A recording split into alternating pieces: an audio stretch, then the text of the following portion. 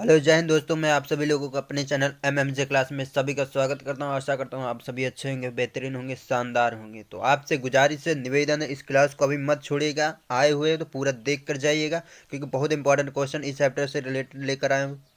First video में तो उतना अच्छा क्वेश्चन नहीं थे, मतलब, और उससे भी ज़्यादा इम्पोर्टेंट क्वेश्चन और इस क्लास में है। याद रखिए, इस क्लास को मत छोड़िए, पूरा देखिए तो उसके बाद जाइएगा। आप चैनल पर नए आए हैं तो चैनल को सब्सक्राइब कर लीजिएगा। आप किसी भी एग्ज़ाम की तैयारी कर रहे हो, चाहे रेलवे को संबंधित एग्जाम में, कोई railway group D, NTPC, RP constable, RP SI, JE technician, सभी एग्जामों के लिए क्लास बनी हुई है।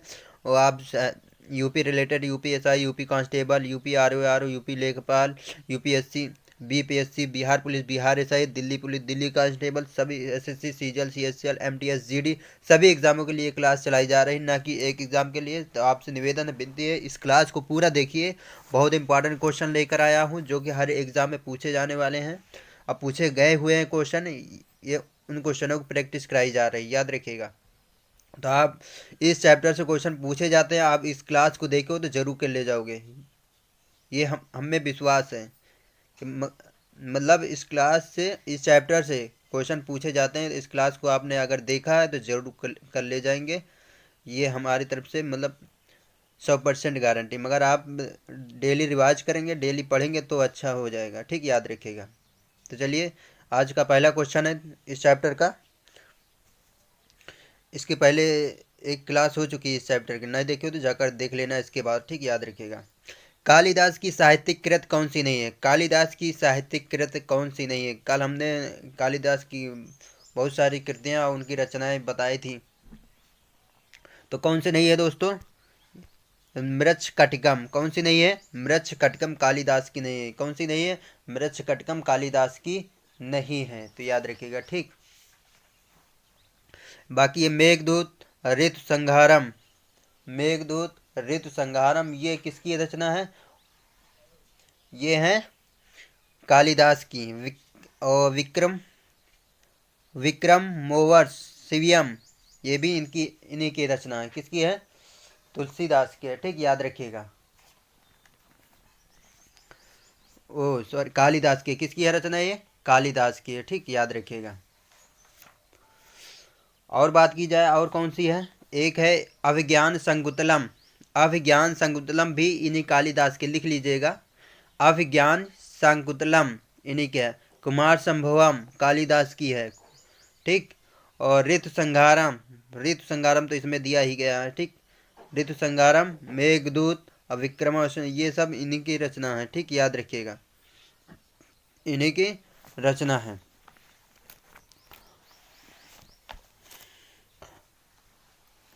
और एक है रचना मालविकाग्निमित्रम, मालविकाग्निमित्रम, ये भी इन्हीं के है, ठीक। और ये मृच्छ काटिकम, ये इनकी नहीं है। तो याद रखिएगा। तो आपका ऑप्शन ए सही रहेगा, ठीक। अगला क्वेश्चन है, कालिदास द्वारा रचित माल विकाग्निमित्र नाटक का नायक कौन था? नाटक का नायक कौन था? तो याद रखिएगा, अग्निमित्र। कौन थे? अग्निमित्र। तो याद है, इन्हीं के नाम से, मतलब नाम भी है इनकी जो रचना है, मालविका अग्निमित्र। तो अग्निमित्र ने ही, मतलब, नाटक का नायक था। नाटक के नायक कौन थे? अग्निमित्र थे। तो आपका ऑप्शन सी सही रहेगा, ठीक। या 5 अंकों का नाटक, कितने अंकों का नाटक है? 5 अंकों का नाटक लिख लीजिए। कभी कभार पूछ लेगा कि जो माल विकाग्निमित्र है, ये नाटक कितने अंकों में विभाजित है, तो ये लिख लीजिएगा 5 अंकों में है। कितने अंकों में है दोस्तों? ये 5 अंकों में, 5 अंकों का नाटक है, 5 अंकों का नाटक है, ठीक। 5 अंकों का नाटक है। लिखा हुआ ना समझ आए तो हम बोल रहे हैं, लिख लीजिएगा। लिखने का उपकरण नहीं है हमारे पास दोस्तों, तो इसकी वजह से मैं लिखने में अस्पष्ट हूँ, याद रखिएगा, ठीक। अगला क्वेश्चन है, प्राचीन भारत के निम्नलिखित पुस्तकों में से किस एक में शुंग राजवंश के संस्थापक के पुत्र की प्रेम कहानी है? प्राचीन भारत के निम्नलिखित पुस्तकों में से कौन सी पुस्तक में, किस एक में शुंग राजवंश के संस्थापक के पुत्र की प्रेम की कहानी है? तो कौन सी है? कौन से उसमें? तो माल विकाग्नि मित्र में। किसमें? कौन से नाटक में है? तो माल विकाग्नि मित्र में है। इनकी ये रचना है, किसकी है ये? माल विकाग्नि मित्र किसकी रचना है?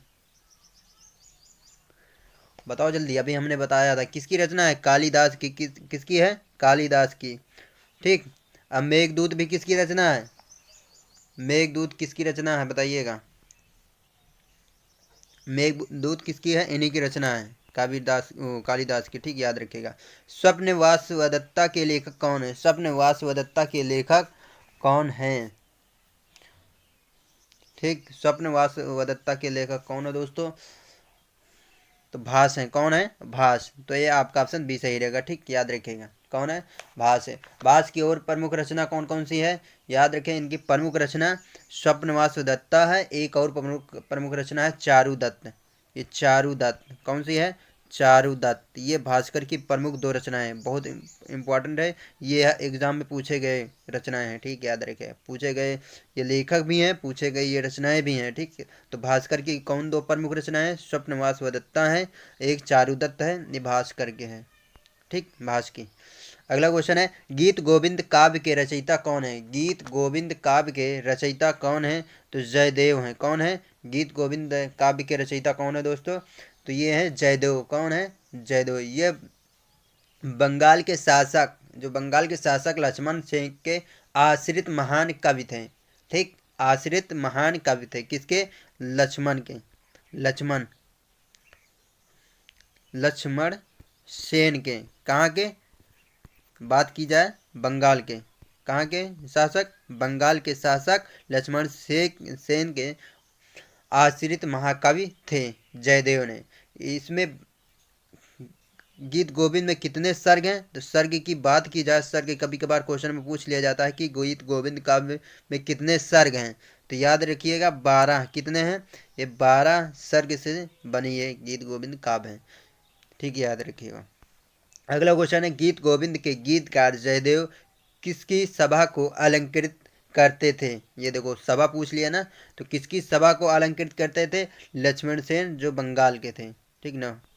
अगला क्वेश्चन है, बंगाल के शासक थे, याद रखिएगा। तुम्हारा अधिकार कर्म पर है, तुम्हारा अधिकार जो है कर्म पर, फल की प्राप्ति पर नहीं है, यह निम्न में से किस ग्रंथ में कहा गया। बहुत अच्छा ये वाक्य है, याद रखिएगा दोस्तों, आपकी मतलब जीवन को भी ठेस पहुंचाएगा। आप लोग तैयारी कर रहे हैं, किसी चीज़ की तैयारी कर रहे हैं, तो अपने फल पर, प्राप्ति पर ना करो भरोसा, मतलब अपने फल की इच्छा मत करो, अपने कर्म की इच्छा करो। कितना हम काम कर रहे हैं, कितने हम टाइम दे रहे हैं पढ़ने के लिए, उस पर इच्छा करो, उस पर अधिकार है तुम्हारा, कर्म पे।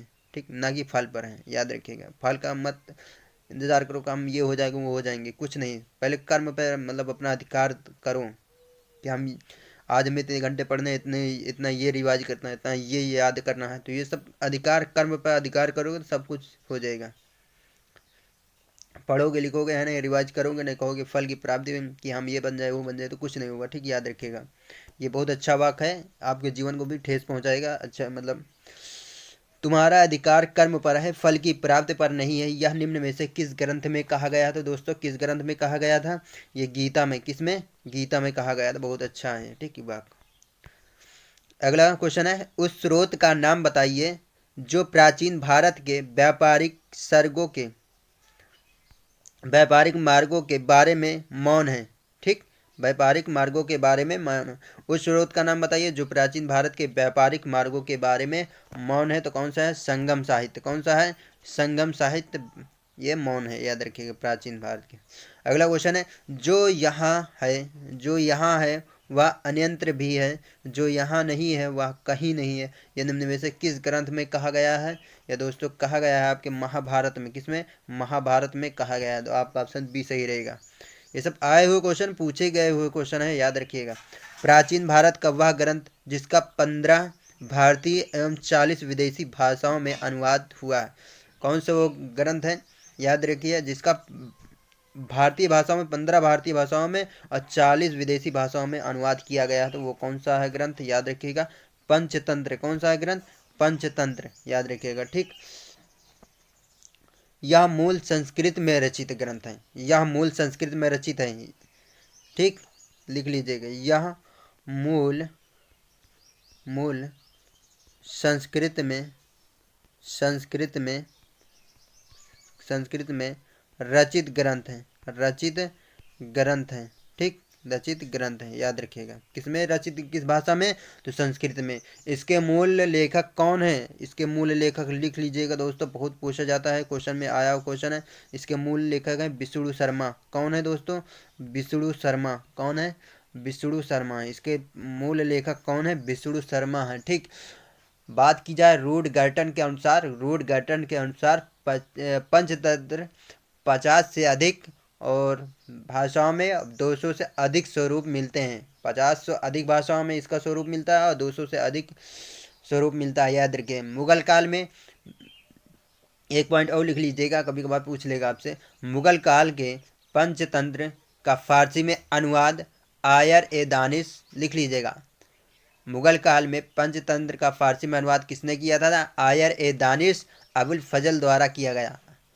आयर ए दानिश या अबुल फजल द्वारा किया। आयर ए दानिश को ही अबुल फजल कहा गया, पदवी नाम, याद रखिएगा। तो दोनों नाम याद रखिएगा। ठीक, हम लिखवा दे रहे हैं, या तो अपना समझ लेना, लिख लीजिएगा। ठीक, आयर ए दानिश लिखा और न समझ में आया तो हम बोल रहे हैं, लिख लीजिएगा।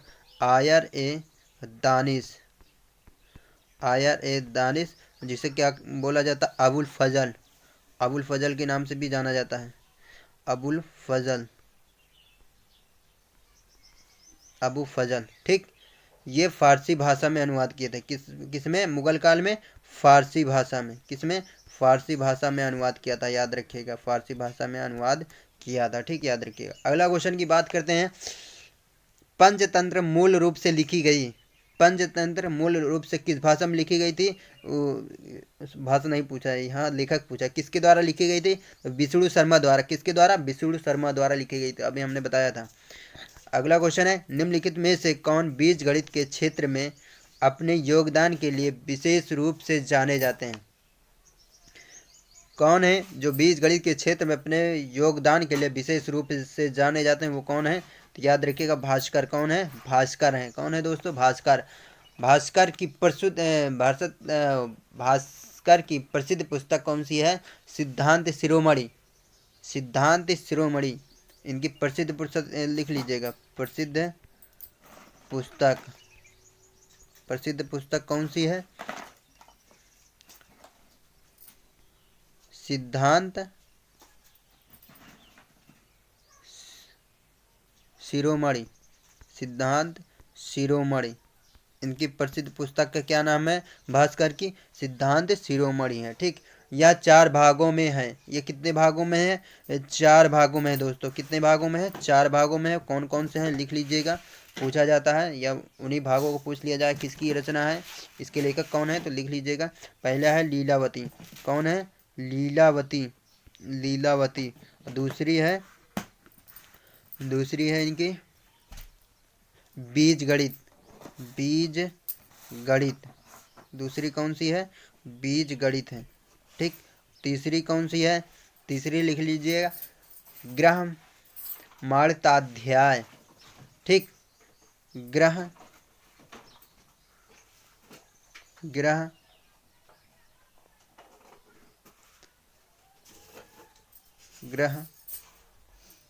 गणिताध्याय, त्याध्याय। ठीक, चौथी की बात की जाए, चौथी कौन सी है, इनकी चौथी है गोलाध्याय, गोलाध्याय। ठीक, तो ये इनके 4 भागों में विभाजित है। कौन सी रचना, सिद्धांत शिरोमणि। ये 4 भागों में विभाजित है। 4 भागों के नाम लिख लीजिएगा, पूछा जाता है, हर एक एग्जाम में पूछा गया क्वेश्चन है। लीलावती किसकी लेखक है, अभी पूछ लेगा तो आप बता देंगे। ठीक, और बीज गणित किसके लेखक हैं, याद रखिए, ग्रह और गणिताध्याय किसके लेखक हैं, और गोलाध्याय। ठीक, याद रखिएगा। कर्तव्य बीज गणित सिद्धांत, जो बीज गणित सिद्धांत आर्यभट्ट तथा ब्रह्मपुत्र ने प्रस्तुत किया था। सबसे पहले बीज गणित का सिद्धांत किसने प्रस्तुत किया था, आर्यभट्ट ने, तथा ब्रह्मपुत्र ने आगम से 12वीं शताब्दी में, याद रखिएगा। ठीक, प्रस्तुत 12वीं शताब्दी के गणितज्ञ कौन माने गए हैं, भास्कर तथा भास्कर द्वितीय या भास्कराचार्य। ये 3 नाम से भास्कर को जानते हैं, याद रखिए, लिख लीजिएगा। भास्कर या भास्कर द्वितीय, कभी कभार भास्कर द्वितीय भी पूछ लिया जाता है, तो भास्कर द्वितीय हो या भास्कराचार्य हुए, भास्कराचार्य हुए, ये याद रखिएगा तीनों पॉइंट। ठीक, अगला क्वेश्चन है, लीलावती के लेखक भास्कर द्वितीय थे, देख लो पूछ लिया ना। तो किसके लेखक थे? गणितज्ञ के, जिसके गणितज्ञ थे। ठीक, याद रखिएगा, आपका ऑप्शन बी सही रहेगा। अगला क्वेश्चन, गणित की पुस्तक लीलावती के लेखक थे, कौन थे लेखक? अभी हमने बताया था। तो भास्कराचार्य, भास्कर द्वितीय, भास्कर के नाम से, तीन नामों से इन्हें जाना जाता है, भास्कर या भास्कराचार्य, भास्कर द्वितीय। ठीक, लिख लीजिएगा। अगला क्वेश्चन है, आर्यभट्ट थे, आर्यभट्ट थे, तो आर्यभट्ट क्या थे? हमने बताया इसके पहले, वो आर्यभट्ट तथा और कौन, ब्रह्मपुत्र ने भी बीजगणित का सिद्धांत दिया था। तो क्या थे आर्यभट्ट? ये भारतीय गणितज्ञ एवं खगोल शास्त्री दोनों थे, याद रखिएगा, बहुत इंपॉर्टेंट क्वेश्चन है, हर एग्जाम में आया क्वेश्चन है, बहुत important, very very important question है। अगला क्वेश्चन है, निम्नलिखित में से किस भारतीय गणितज्ञ ने दशमलव स्थानिक मान की खोज की थी? दशमलव स्थानिक मान की खोज किसने की थी, ये पूछ रखा है। तो किसने की थी? आर्यभट्ट ने। किसने की थी? आर्यभट्ट ने की थी, तो आपका ऑप्शन डी सही रहेगा। अगला क्वेश्चन है, मत विलास प्रहसन का लेखक कौन था? मत विलास प्रहसन का लेखक कौन था दोस्तों? ये थे आपके महेंद्र वर्मन। ये क्या थे? महेंद्र वर्मन थे। मत विलास प्रहसन क्या है? यह एक संस्कृत नाटक है, लिख लीजिएगा। यह एक संस्कृत नाटक है।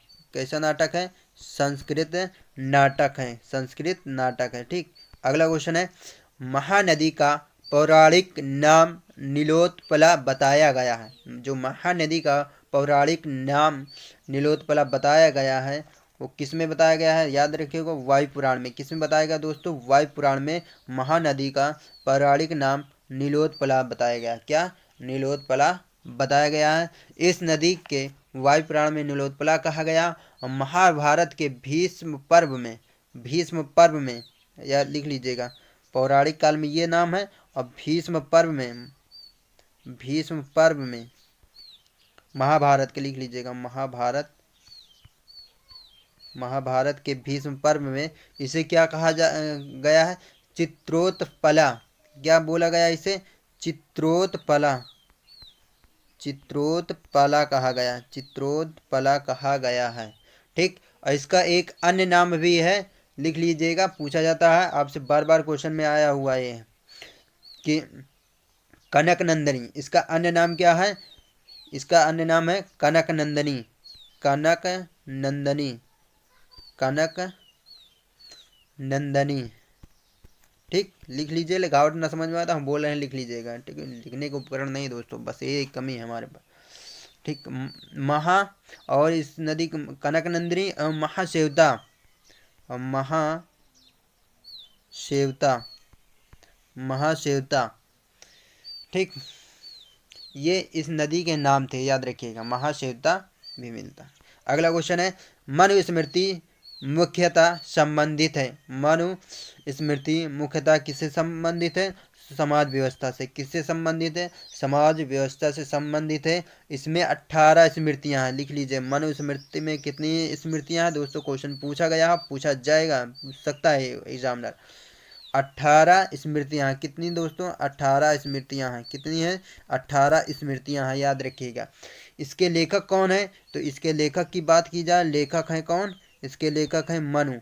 कौन है दोस्तों? मनु इसके लेखक हैं। तो मनुस्मृतियां मुख्यतः किससे संबंधित है? समाज व्यवस्था से संबंधित है। इसमें कितने स्मृतियां हैं? तो 18 स्मृतियां हैं, याद रखिएगा। इसके लेखक कौन है? तो मनु है, याद रखिएगा। अगला क्वेश्चन है, प्राचीन काल के महान विद्य निर्माता थे। प्राचीन काल के महान विद्य निर्माता कौन थे दोस्तों? ये थे आपके मनु। कौन थे? मनु थे, तो आपका ऑप्शन सी सही रहेगा। अगला क्वेश्चन है, शून्य का आविष्कार किया था। शून्य का आविष्कार किसने किया था दोस्तों? तो ये किसी अज्ञात भारतीय ने किया था। किसने? किसी अज्ञात भारतीय ने शून्य का आविष्कार किया था। बहुत इंपॉर्टेंट क्वेश्चन है, लिख लीजिएगा। अगला क्वेश्चन है, शून्य की खोज की थी। शून्य की आविष्कार किसने किया था? किसी अज्ञात भारतीय ने किया था। शून्य की खोज किसने की थी? तो भारतीयों ने की थी। किसने? भारतीयों ने की थी, याद रखिएगा। अरबों में इन्हें, याद रखिएगा, अरबों ने इसे भारत से सीखा था। कहाँ से सीखा था? अरबों ने भारत से सीखा था जीरो का प्रयोग, और यूरोप में भी फैलाया, यूरोप में भी फैलाया। अरब देश के शून्य का प्रयोग सबसे पहले 1873 ईस्वी में किया था, पाया जाता है। अरब देश के जो शून्य का प्रयोग सबसे पहले किस सन में पाया गया है? कि 1873 ईस्वी में सबसे पहले अरब देश में शून्य का प्रयोग किया गया है। ठीक, याद रखिएगा। 1873 लिख लीजिएगा। 1873 में अरबों द्वारा अरब देश के, लिख लीजिएगा, अरब देश के, अरब देश के शून्य का प्रयोग, शून्य का प्रयोग किया 1873 ईस्वी में। ठीक, याद रखिएगा। अगला क्वेश्चन है, निम्नलिखित में से कौन सा जोड़ा सही सुमेलित नहीं है? तो लाइफ ऑफ हेनसांग के लेखक कौन है? तो हुइली है। द नेचुरल हिस्ट्री के लेखक कौन है? तो ये टॉलमी है, ये गलत है। ठीक, ओरल फिलिपिकल, ओरल फिलिपिकल पाम्पेइस ट्रोगस, ये इसके लेखक है। द हिस्ट्री रीज, इसके लेखक हेरोडोटस हैं, हेरोडोटस हैं, ये सही है। ठीक, तो द नेचुरल हिस्ट्री के लेखक कौन है? याद रखिएगा,